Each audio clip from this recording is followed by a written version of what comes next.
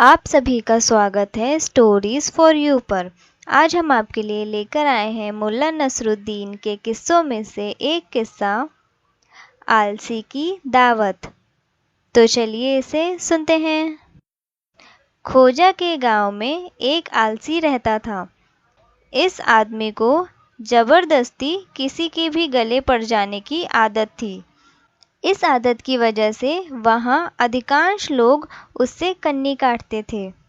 वही यह आदमी अपनी इसी आदत के चलते काम ना करने की अपनी जन्मजात आदत को बरकरार रखे हुए था।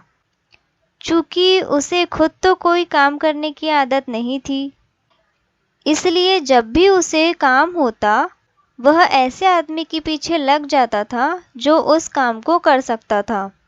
खोजा बहुत दिनों से उस आदमी को सबक सिखाने की योजना बना रहा था, लेकिन इस योजना को सफल बनाने के लिए खोजा उस आदमी से अब तक टकराया नहीं था।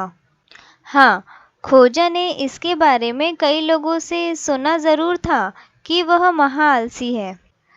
अपना काम निकालने के लिए किसी के भी पीछे भूत की तरह पड़ जाता था।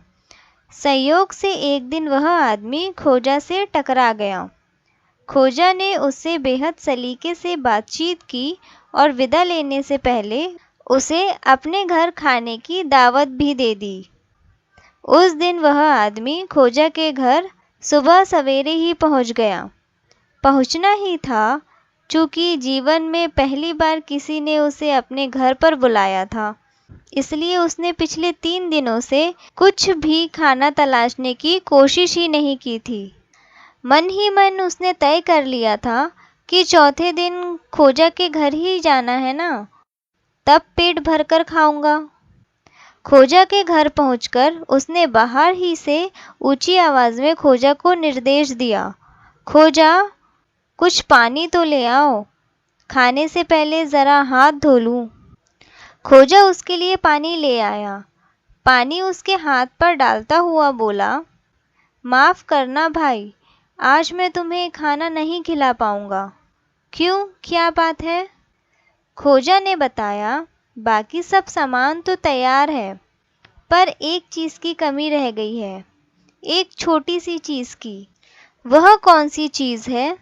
खोजा आलसी आदमी के कान के पास पहुंचा और धीरे से फुसफुसाया, काम करने वाले 2 हाथ की। वह आलसी आदमी तो सारे रास्ते एक ही बात सोचता हुआ आ रहा था कि उसे आज खाने को कौन कौन से पकवान मिलेंगे।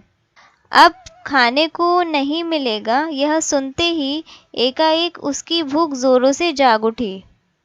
इससे पहले कि खोजा सारा पानी उसके हाथों में डालकर ज़ाया करे, उसने खोजा के हाथ से पानी का बर्तन छीना और सारा पानी गटागट एक ही बार में पी लिया। 4 दिन के भूखे पेट में ज्यों ही पानी पहुंचा, उसने धमाचौकड़ी मचानी शुरू कर दी।